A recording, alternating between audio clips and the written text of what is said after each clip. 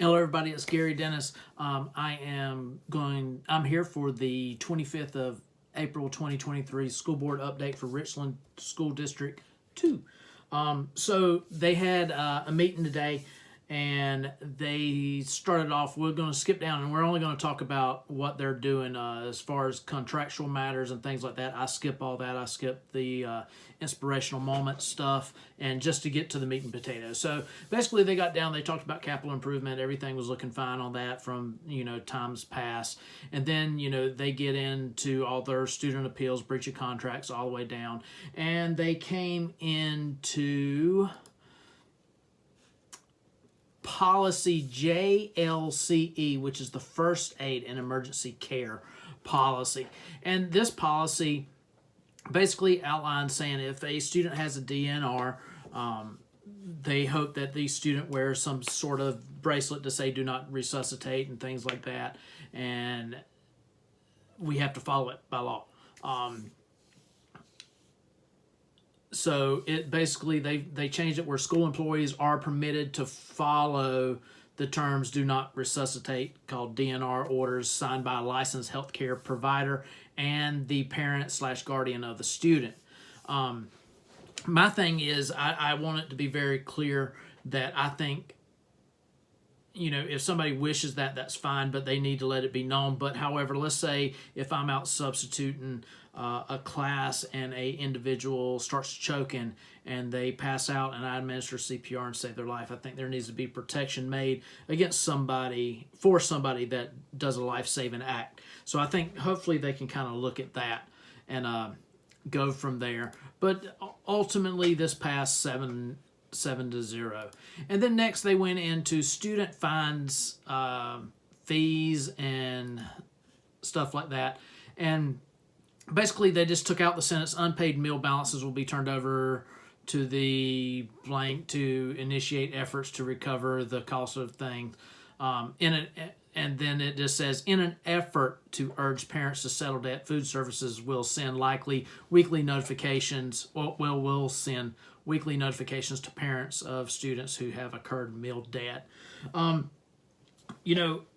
One thing they got to be careful with this is, I know in the past the board did ask for administration to follow up to let them know if they've started back sending out those notices yet, and also are seniors allowed to graduate if all the fees are not paid.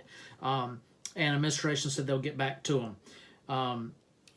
Everybody voted for this ultimately. There was one abstain, and that is board member McFadden. She abstained from this vote only because, if you remember, during the IG report, there was some things with her and her children with late fees and things, so she abstained from this. So kudos to her for that. I think that's a good ethical thing to do. Okay, next they moved over to policy IHC, which is the proficiency-based credit courses. It's a new thing that all passed. Basically, the board believes that the district should provide students with opportunities to obtain course credit based upon demonstration of mastery of standards and at a professional level. So that means that basically you can get course credit if you got somebody teaching auto mechanics and they're a licensed auto mechanic, or somebody like that. So all instructional and paraprofessionals assisting with proficiency-based credit courses will work under direct supervision of a certified teacher, which means they got to work with a certified teacher, but you're using somebody that, there's things that teachers teach, but then you have things that other people should be teaching. Auto mechanics, bricklaying. Like if you have somebody that's laid brick for 30 years, had their own business, and they're showing up to teach bricklaying, or an electronics or electrician, a licensed electrician, they are the ones that should be teaching that sort of stuff. So, and they'll work with the teacher to get it done. So that's one of those good things there. Next, they started getting into the 2023 budget update, and they're hoping to have that by 9 May, but they're waiting on some information. The finance department's waiting on some information from the State Department, which is kind of, I mean, it's hard to do a budget unless you get all the information because you're waiting to see what we're going to get. I don't like that. I personally think that we should have a budget based off of last year, and you should automatically be preparing a budget for the next year. And then when that stuff comes out, see if we can tweak that budget. That way you're really looking at, you're probably going to get the same amount of money as you did the year before, but you'll probably get more. But if you base it off the same amount of money every time, then you're creating a responsible budget. So, and then next they talked about the ESSER funding and things like that. So, I mean, we're not going to dig into that too much because all that funding is approved by the State Department of Education. So, there's $17.1 million of ESSER fundings that expires 30 September 2023. And they must spend the ESSER 2 before they really start into the ESSER 3 and spend all that. And they didn't spend as much, and they talked about the reason why they didn't spend as much because, they put a blitz out to hire more people and use some of this ESSER funding for bonuses and things, but people hasn't bit yet. We haven't got the district hasn't got that response back for these vacancies that we have. And that's kind of tied up some of that money because they set aside that money for those bonuses, hoping that people would do it. It didn't happen. I will say this: the economy, not, and you know how I just want to stick on this, but I really think with the economy shifting, when I look at it from my business and other things, a lot of people are getting laid off in tech worlds and some of the things that teachers have left the teaching to go to, and it's been 2 to 3 years now. We might see an influx come back in. So, I mean, I don't want to wait for it, so maybe up those bonuses. The ESSER 3, those funds expire 30 September 2024. So we have until then. They had to have a public hearing, and they talk about what they're going to use that for, and it gets approved by the state, what we can do, the State Department of Education. But Dr. Miley, he did talk about amendments should be made to help spend the money because based off what I said about the ESSER 2 fund, some of that things in ESSER 3. So, we might need to make an amendment, and those amendments have to be, done at the state level. If we adopt them here, that's fine, but they got to be approved at the state level for it to happen. So, that could be done to help spend that money. Because if we don't spend that money, we don't get the money. So if it's there, spend it, okay? Because other words, some other district is somehow going to get it, or it's going to go to something else that is not needed. And then they did ask if we can use some of those ESSER 3 funds to work with some partners in the community to pay them to do some of these after-school activities where they're teaching certain things. They might have certified teachers on staff and whatnot and help get some kids into there. But, they did ask if it can be done. It might not, but that's no harm, no foul in asking. All right. They talked about the after-school programs that are with R2 students, add more to those programs. With that funding to keep them off the streets and things like that from getting in trouble. I'm not a fan of that. What I'm a fan of is parents getting involved, and we got to find a way to get more parents involved with their kids' education and after school activities. I think that is a big deterrence and can help us in the long run with some of the issues that we're having. All right. So that's kind of my little take on that. And then next they moved into item 10.1, the strategic plan compliance report. So everybody voted to adopt this. Basically what this is every 5 years we must develop a new strategic plan to address new needs.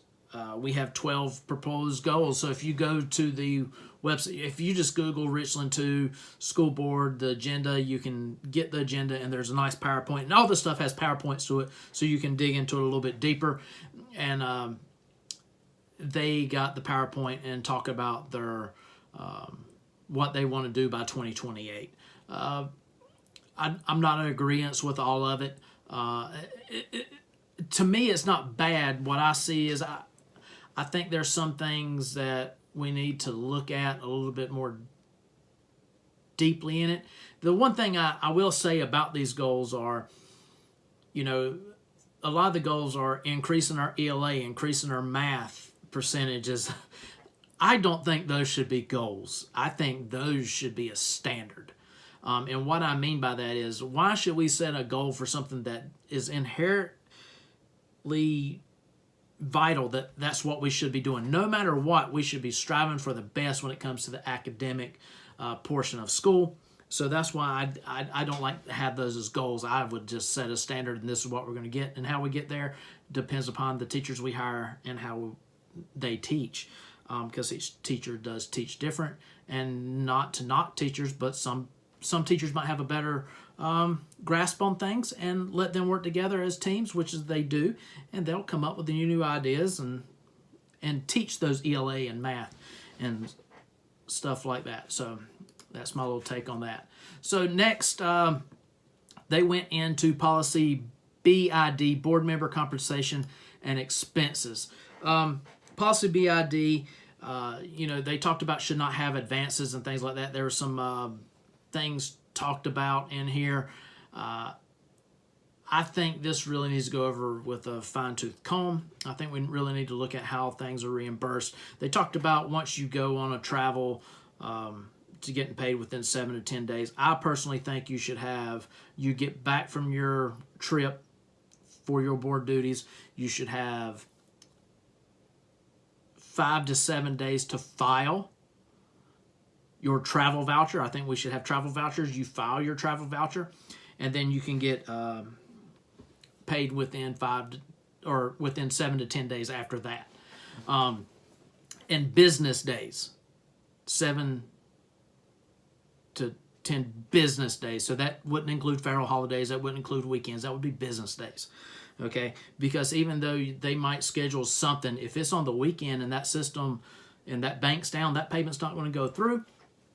And they're going to have to redo stuff when they come in. So I think as long as it's scheduled on business days, so if it doesn't hit, they can fix it. The other thing with that policy is some of the stuff I don't think board members should have to pay. I think this compensation should really look into another policy about travel. Whereas hotels, if you're staying in a hotel or a flight, that's prepaid by the district. So you shouldn't have to be putting that on personal credit cards, because that's separation right there. And I think that should be paid. Now, however, if you add expenses to it, since it's already paid, you would be responsible for those expenses, and it would not go on a government card, and it would not be billed back to the district. So that's my little take on that. So they got a lot more to do with that one. Then they move over to policy BEDB, board agenda. Now they're talking about some things in here about not limiting to just 3 a year where anybody can come. You can attend as many little get-together meetings as you want to, as long as they don't create a quorum, which is perfectly legal. If there's no quorum, then there's nothing illegal about that. But I think this policy is all over the place. I think it really needs to go through with a fine-tooth comb. That's my thing with it, and that's all I'm going to say about that. And there's no action on these. They just talked about these, so I'm just giving the little take on it. Now, there's also policy BBBD, board member removal from office. This is basically just state law. So there's nothing that the board members can do to get somebody removed from here. Okay, they were voted in, duly elected, that's it. They're there until you vote them out or until something happens. Either they go to jail and then the governor removes them. So that's what it says. It says any board member who willfully commits or engages in chronic, unexcused absences, misconduct in office, neglect of duty in office, malfeasance, conflicts of interest, stuff like that, the governor can remove them from office. This is one of those things where some board members said, hey, the reason why we got this, so it's a policy to say, hey, this so we can get this to constituents. Like, well, what can we do to get this person off the board? Which is, I mean, this has been asked for years upon a lot of boards, and upon a lot of school boards, not just in this district, but other districts. And this is a way of them referring it back. But also, I think you could just refer back the state code and not really have a board policy. But I kind of understand it, but I also don't. It's just a quick way to refer. Here you go, constituents. This is why we can't do it. But you could also go, here you go, constituents. This is why we can't do it because of section 5919-60. I think that's it. Yep, there you go. Got it right. So that's all we got on that. Next, they did talk about the report on school designations. I'm not happy about this report. Okay, so basically it comes down to this. We start talking about designations and kind of how schools get ranked, whether they're CSI Priority 1, schools. The one thing I didn't like is high schools. We had 2 high schools that are underperforming. But the way that's graded is any of the state testing, the final testing, the big grade test that they took from elementary school all the way to high school, if a student failed one of those, that goes against the high school report. To me, that is some red tape bureaucracy junk that some federal government stuff has done in order to get their nose into our school board's academic. It just don't make any sense. I don't think we need the federal. I don't think we need the feds down here dealing with this. I wholeheartedly believe that's why we elect school board members and we have superintendents and teachers and things like that. I'm just not on the board with it, you know. It doesn't sit well with me. And then one of the other takeaways I got from this presentation was we have 7 schools that are now ATSI, which is basically special education issues, and that's thanks to COVID. Okay, so now we have to play catch up with with a lot of our special education students. So keeping kids out of school really played into the drop in learning with their special education and other kids across the board, but it was the special education that had the biggest hit, and that's how it got flagged. But one of the things that did stick out to me, they got a consultant to try to figure out how to fix it. Why do we need a consultant? Why are we paying a consultant to begin with? If we have a special education, people over special education, if they're, I mean, do we not hire them to be the masterminds at the at district office to figure this out? I just don't agree with having a consultant. I mean, now, granted, the consultant is probably doing great things, but I second guess when you got to hire outside sources to do something that I think your inside sources should be doing. I better take that out of my hand before I write on my iPad with a permanent marker. I don't agree with the consultant thing. So I think that money paid to the consultant could be going to these special education programs.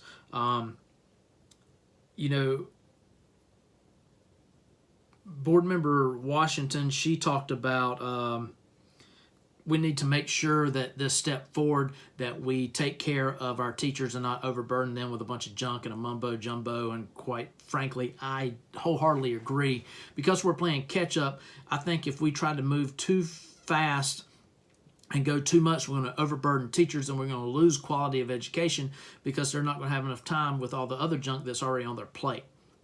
I really think if we got rid of a lot of red tape stuff, our scores would improve across the board. That's just me.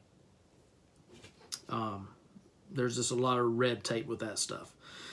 All right, so then next, they moved over to draft agenda items 12.1, and this is the last thing actually, no, it's not the last thing we were not talking about.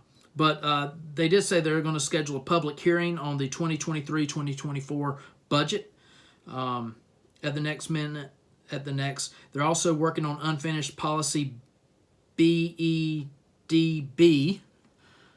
Man, all these B's, okay? They're working on that, which is the board agenda. They're also going to, these are action requested now. They're going to do the policy BBBD, the board member removal. And then they're also going to have a third quarter financial report.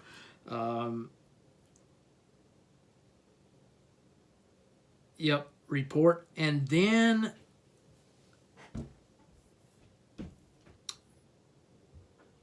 Ms. McFadden wants to add ACB, JB, JJAB, AC, and JI to this. And these are board policies that deal with certain things. So earlier, and we'll get to that here shortly. And then they're also going to have safety and security updates. And then they went into executive session. They come out of executive session. They start talking into their final minutes of what they had to say. And then board member McFadden started to talk about the No Hate program and how she's on board with it but not on board with it. And what she means by that is those policies that she'd brought up earlier, the ACB, JB, the JJAB, the AC, and the JI, talk about the inclusiveness of LGBT type individuals. And basically this Thursday, I think it is there, or is it next Thursday? It's a Thursday. I can't remember if it's this Thursday or next Thursday. No, it's this Thursday. There is a parade, a no hate parade that's going around one of the high schools during instructional time. A parade through the hallways announcing all this stuff. Now listen, my take on this, you do what you do behind your closed doors, but if a kid, we shouldn't be having things like this. You have a little pep rally here or there to hype up the kids to do something, but I think we're taking too much time for all this other junk, pushing it on our kids that don't need this stuff, parents don't believe in this stuff, and we should not do that because it talks about, gays and lesbians and things like that. Listen, this stuff is sexual in nature, and at a certain age, these kids don't need that stuff, okay? I guess the consent age is 16 with parental consent here in South Carolina is what board member McFadden said. So, that's the age of some of this, but, you're going to have kids that aren't 16 or kids that are not sexual in nature yet, and they're getting introduced to this stuff and they're not understanding it because it's not taught. It's just, hey, this is what we do. This is it. No, this is not the place for that.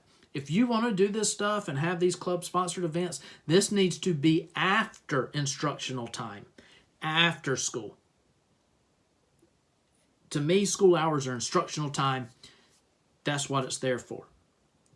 Okay? You can give awards based off that stuff. I almost hate doing that. I think everything should be after school, but at a certain point, teachers can't be there all the time. So I think these programs either shorten the day a little bit and put these programs after school and just focus that time of learning. Okay. And then Dr. Scott talked about school safety. She laid down the gauntlet with that. Basically, the gist of it, if you break the law or break the rules and put other kids in danger, you will be dealt with, and she wants the parents to step up. So I'm all for it. And then all that's happened because on that Tuesday there was a stabbing at Ridgeview High School. Right outside of class, there's a fight broke out. A student got stabbed. It was a 17-year-old stabbed a 16-year-old, if I think that's right. But the victim was there. The suspect ran. The police did catch the suspect later. He is being charged as an adult, and he's still in jail, so no bond as of yet. And personally, I hope he doesn't get a bond. And this is my heed to all parents. Parents, you got to parent. Listen, you got to look in your kids' backpacks. You got to talk to them. And I know I sound like a broken record with this, but it takes a lot of people to raise a kid, and it's not just the parents. Listen, try to get your kids involved in things, okay? Sports, band, something where they can have another figure if you're all the time out, a good figure, whether it's learning a sport, Lego club, I don't know, but something positive. Whether it's Boys and Girls Club, the YMCA, sending them to Richland County Recreation Commission, let them go play ball down there, signing them up for certain items that they can do. To me, that needs to be done.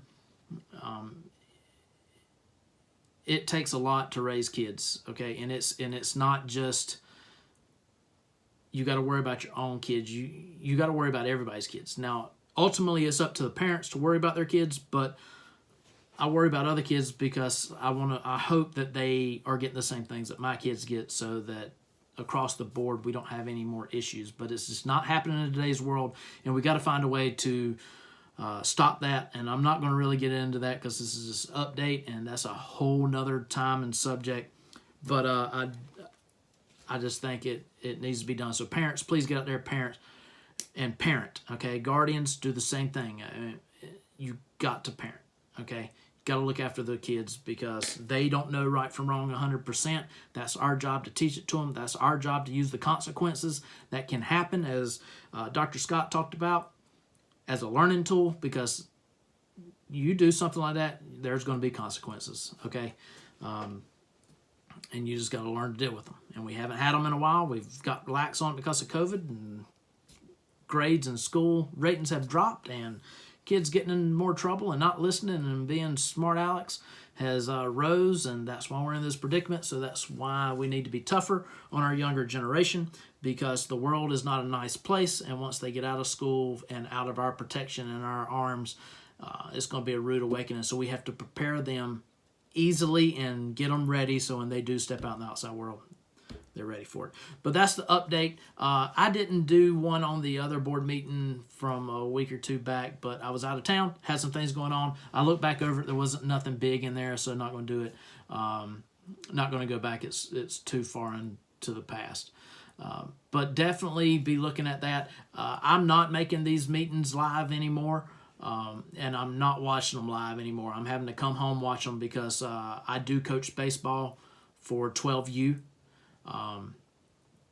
In a league, so my time is spent with them, so I'm having to watch this at night and early the next morning, getting it all done. I did have some issues trying to do it, had to update some safety settings to get it where I can watch it today, and hopefully this video will be uploaded by Wednesday night, because I'm finishing at 7:27 p.m. making the video.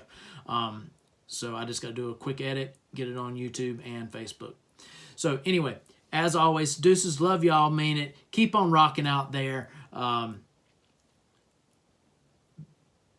Just look after everybody. The world's a crazy place right now, and we all got to help each other out. But as, I've already said it, but I'll do it one more time. Deuces, love you, mean it. Keep on rocking. Love you, R2 family. Richland one. Everybody in Richland County, love, ultimately. But we need to do something to all come together and raise our kids in this community and this county. And then if we do it right, it can spill over to these other counties, okay? And then we'll be golden, all right? So that's where I'm at with it. All right, y'all have a good one.